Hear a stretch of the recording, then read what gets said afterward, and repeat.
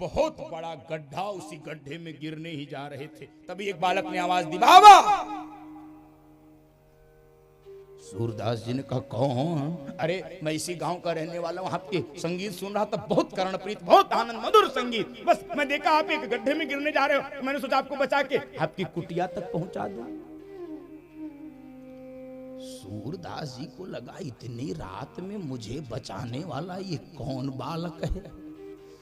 और बंधुओं माताओं, जाने अनजाने सूरदास जी के मन में ये भरोसा हो गया कि आज मुझे बचाने कोई बालक नहीं, बालक के रूप में मेरा श्याम सुंदर आया है, मेरा गोविंद आया है, ये कोई बालक नहीं, भरोसा हो गया।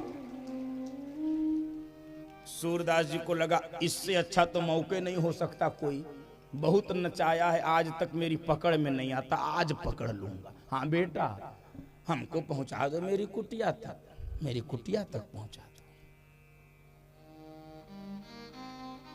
लाठी का आगे वाला हिस्सा भगवान को पकड़ा दिया बालक के रूप में। भगवान आए थे, पीछे का हिस्सा सूरदास जी ने पकड़ लिया। भगवान आगे आगे, सूरदास जी पीछे पीछे, धीरे धीरे हाथ लाठी पे बढ़ा रहे, अब पकड़ ले, अब पकड़ ले। भगवान को लगा बुढ़े का दिमाग खराब हो गया, अभी पकड़ेगा।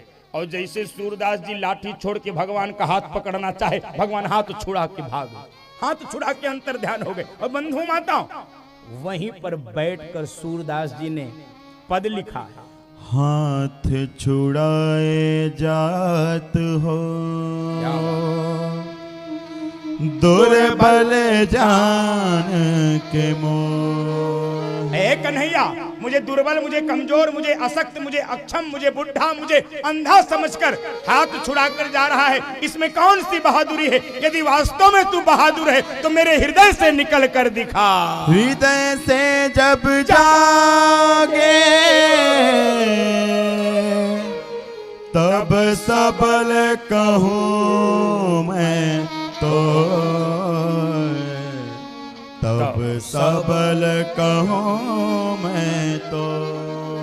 बंधुओं माताओं, भगवान पुकारने से आता है, इसीलिए शायद सूरदास जी वहां पर बैठकर यही पुकार रहे होंगे, आ लौट के आजा मेरे मीत, तुझे मेरे गीत बुलाते हैं। आ लौट के आजा मेरे मीत, तुझे मेरे गीत बुलाते हैं।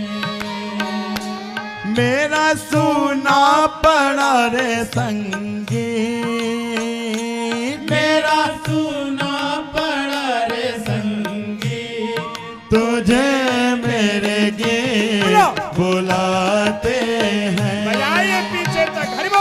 आ लौट के आजा मेरे मीत, तुझे मेरे गीत बुलाते हैं।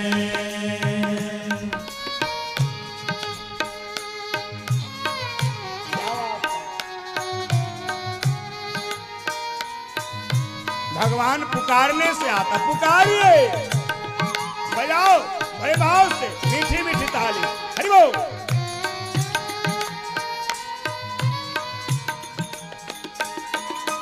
बरसे गगन मेरे बरसे नयन, देखो तरसे है मन अब तो आ जाए गोविंद।